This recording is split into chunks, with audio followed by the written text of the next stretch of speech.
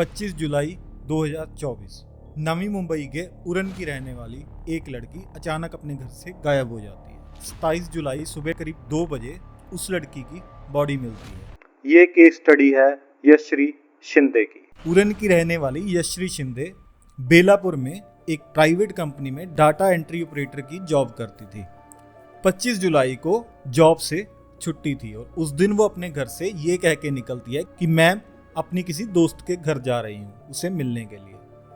दोपहर करीब 3:30 बजे उसकी अपने ऑफिस के एक कुलीग को कॉल जाती है कि मेरी जान खतरे में है और प्लीज मुझे बचाओ। ये कहने के बाद उसका फोन बंद हो जाता है।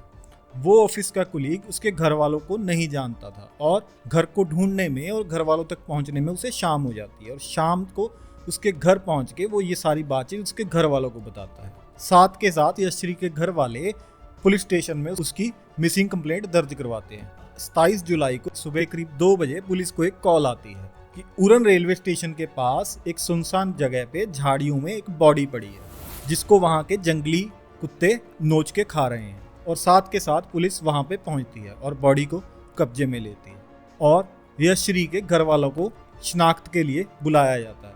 वो घर वाले बस यही सोचते हुए वहां तक जा रहे थे कि ये हमारी बच्ची ना हो, लेकिन जब वो वहां पे जाके देखते हैं तो वो यशश्री की ही बॉडी थी। उस लड़की के बॉडी के ऊपर बहुत सारे चाकू के घाव थे और साथ ही साथ उसका चेहरा और उसके प्राइवेट पार्ट्स तक को बुरी तरह से कुचला गया था। पुलिस 23 तारीख को सुबह FIR रजिस्टर करती है और यशश्री के घर वालों ने सीधा एक इंसान का नाम लिया जिसका उन्हें पक्का यकीन था कि ये काम उसी इंसान ने किया है। उसका नाम था दाऊद बदरुद्दीन शेख, क्योंकि यशश्री के घर वालों ने 2019 में भी दाऊद के खिलाफ पुलिस में कंप्लेंट की थी। तब यशश्री नाबालिग थी। उस समय यशश्री के घर वालों ने दाऊद को यशश्री के साथ जबरदस्ती करते कुछ गलत करते पकड़ लिया था और साथ के साथ उसकी पुलिस में कंप्लेंट की थी। तो दाऊद के ऊपर साथ के साथ पोक्सो एक्ट लगता है, protection of children from sexual offences, और उसे जेल भेज दिया जाता है। उसके बाद यशश्री के घर वालों ने उसे कभी नहीं देखा। पुलिस इस केस की जांच शुरू करती है और जहां उसकी बॉडी मिली थी उस एरिया के CCTV फुटेजेस खंगालने शुरू करती है। काफी CCTV फुटेजेस खंगालने के बाद पुलिस के हाथ एक CCTV फुटेज लगती है जिसमें 25 तारीख को दोपहर करीब 2 बजे यशश्री वहां से जा रही है और उससे करीब 8 मिनट बाद वहां से एक लड़का निकलता है।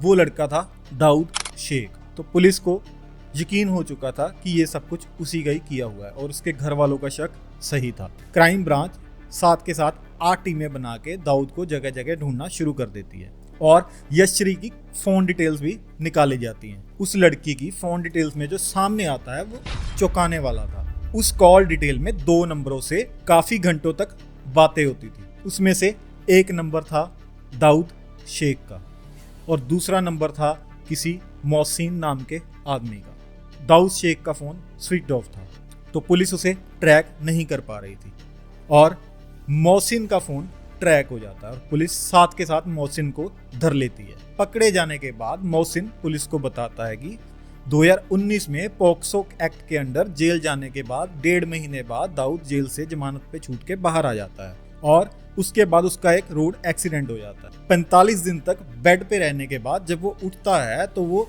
यशश्री को फिर से कांटेक्ट करता है और उससे बातचीत करके उसे फिर से मना लेता है। उन दोनों की बातचीत तब से शुरू हो जाती है। यशश्री और दाऊद जब भी आपस में झगड़ा करते थे तो यशश्री उसे फोन से ब्लॉक कर देती थी तो दाऊद मोहसिन के फोन से ही उसे कॉल करता था और उसके फोन से काफी समय तक वो उससे बातें करता रहता था, इसीलिए उसका फोन नंबर उस कॉल डिटेल में आया था। दाऊद शेख एक बस ड्राइवर था। वो पहले उरन में ही रहता था लेकिन 2019 में ये केस लगने के बाद वो उरन छोड़ के वापस कर्नाटका में अपने गांव चला जाता है।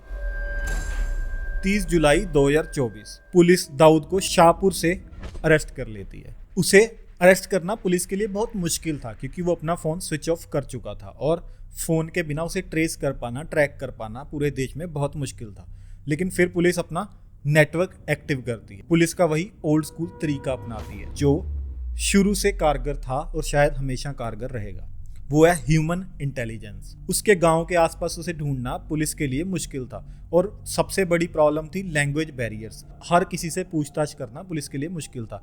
इसीलिए पुलिस उसके गांव के आसपास के गांव के मुखियाओं से कांटेक्ट करती है और उन्हें इस केस के बारे में सब कुछ बताती है। और 30 जुलाई को मुंबई क्राइम ब्रांच दाऊद को कर्नाटका के उसके गांव के गुलबर्गा डिस्ट्रिक्ट से करीब 70 किलोमीटर दूर शाहपुर की पहाड़ियों से अरेस्ट कर लेती है।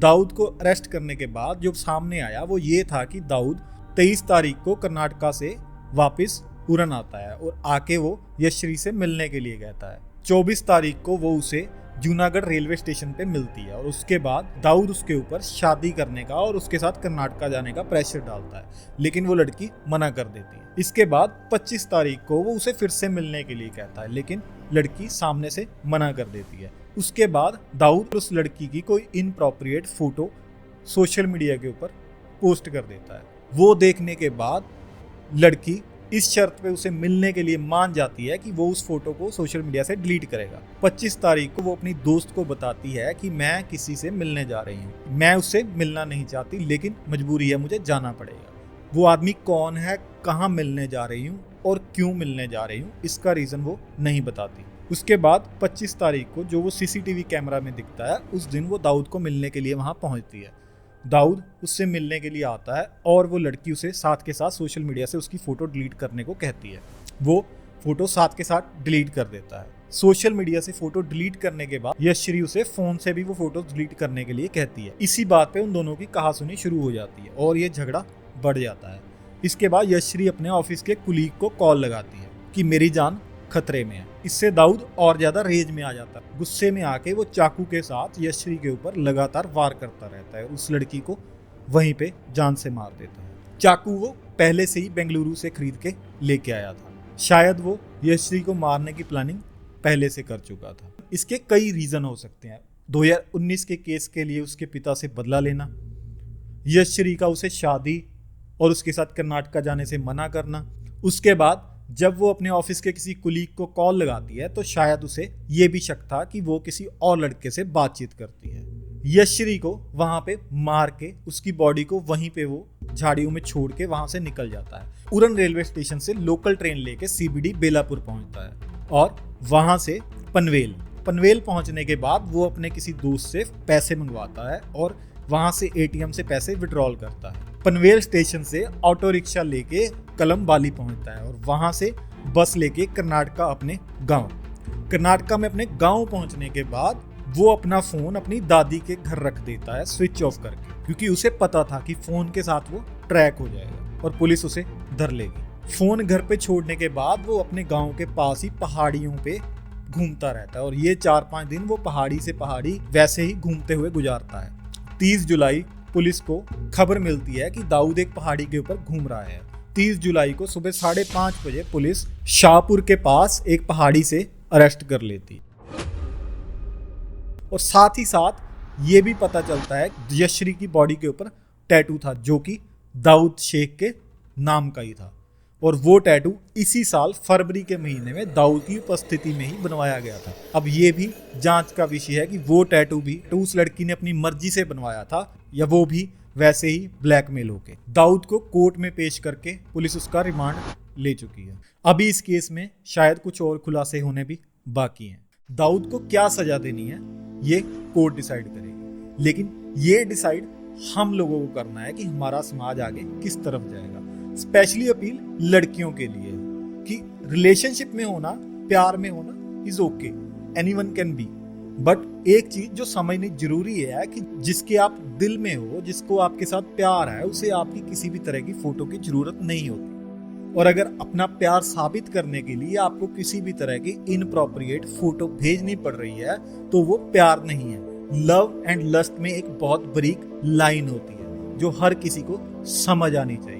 किसी भी रिलेशनशिप में आप बहुत खुश होते हो, कई बार वो रिलेशनशिप नहीं चल पाते और ऐसी कोई गलती करने के बाद आप सामने वाले को ये लाइसेंस दे देते हो कि वो आपको ब्लैकमेल करे और आपका किसी भी तरह से यूज करे, सिर्फ आपकी उस एक गलती के कारण। इन्हीं गलतियों के कारण बहुत सारी जिंदगियां तबाह हो जाती हैं। हम यही उम्मीद करते हैं कि देश में कोई भी यशश्री फिर से ऐसे अपनी जान ना गवाए और होप कोर्ट ऐसे क्रिमिनल्स को जल्दी से जल्दी और कड़ी से कड़ी सजा दे। मैं कोई और स्टोरी लेके आपको अगले वीक फिर से मिलूंगा। तब तक के लिए अपना और अपने परिवार का ध्यान रखिए। धन्यवाद।